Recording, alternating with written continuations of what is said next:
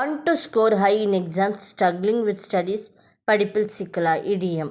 இடியம் of the day, hit the books. Today's idiom is hit the books. இன்றைய சொல்லை தெரிந்து கொள்ளுங்கள். hit the books. Meaning plus example. Study hard.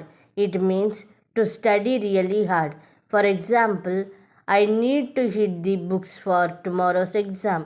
அதாவது கடுமையாக படிக்க வேண்டும்.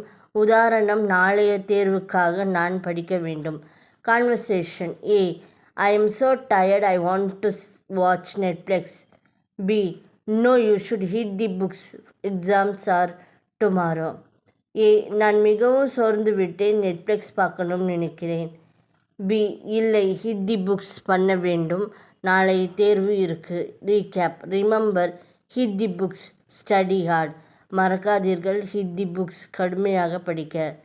Follow for more English idioms daily. Learn English easily with us. Hit the books and improve every day. நாம் உடனே எளிதாக ஆங்கிலம் கற்றுக்கொள்ளுங்கள். Hit the books பண்ணி தினமும் மேம்படுங்கள்.